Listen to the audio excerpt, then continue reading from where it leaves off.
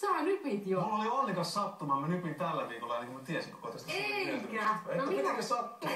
Oho. Ihan vahingossa. Ihan vahingossa. Tänään on Suomen lukiossa vietetty vanhojen päivää ja tuhannet tytöt ja pojat ovat saaneet pukeutua unelmien tanssiasasuihin. Tämä siirtymäreitti koulun vanhemmiksi on ainutlaatuinen suomalainen perinne, sillä vastaavaa ei ole ainakaan muissa Pohjoismaissa.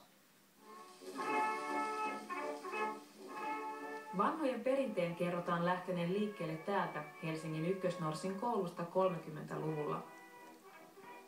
Vanhojen päivän viettäminen arvokkaasti tanssimalla yleistyi ympäri Suomen 50-luvulla, eikä suosiolle näy loppua.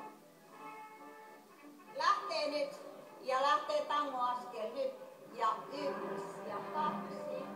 Norsin liikunnanopettaja Airikki Pousi on pitkällä urallaan ohjannut 37 tanssit. Tapahtuma on hänelle joka vuosi yhtä elämyksellinen. Se on juuri se, kun käsin tulee semmoisia vähän arkoja, vähän ujoja, käytöksessään hapuilevia nuoria. Ja sitten pikkuhiljaa taidot alkaa karttua, aletaan tuntemaan toinen toisia, huomataan, että meillä on aivan valtava hauskaa. Me todella nauretaan joka kerta aivan, että vedet tippuu silmistä. Ja sitten pikkuhiljaa tulee tämä taitotaso, koho. Ja yhtäkkiä sulla on se 100 opiskelijaa siinä, jotka osaa kauniisti käyttäytyä. Ne kasvaa silmissä. Niistä tulee itsensä luottavia, pärjääviä oppilaita. Niin se on ihme. Se on aina semmoinen ihme, että se on suuri asia, että saa elää sen niiden rinnalla vuodesta toiseen. Ohi, pitkät, liuku. Tansseja on treenattu joulukuusta lähtien ja suuri hetki on nyt käsillä. Odotukset ovat siis korkealla. Saa paljon hyviä muistoja ystävien kanssa, tutustuu uusiin ihmisiin ja varmaan se, kun tämä on toinen perinne ja pitkät juuret, niin se on sellainen rikkaus tavallaan, että on kokenut tämmöisen. Vanhojen tanssilla sä pääset vähän niin kuin takaisin menneisyyteen. Sä voit palaa sinne näiden tanssien juurille ja niin se maailmaan. Oletteko valmiita jatkamaan perinnettä? Ehdottomasti. Me ollaan norsseja.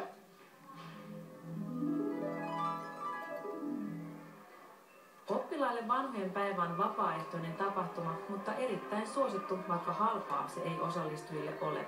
Etenkin tyttöjen puvut, kampaukset, meikit ja kengät maksavat vanhemmille satoja euroja. Toisaalta ikimuistoista hetkiä ei voi rahassa mitata.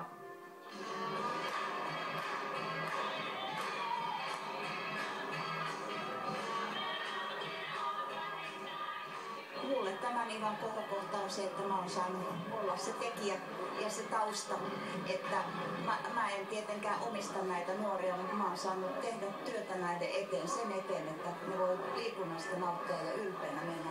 Ja sitten kun se viimeinen loppumarssi purkautuu tuolta ovesta, niin on kuin sydän riistettäisiin ryhmästä, että jokainen nyt taas lähtee.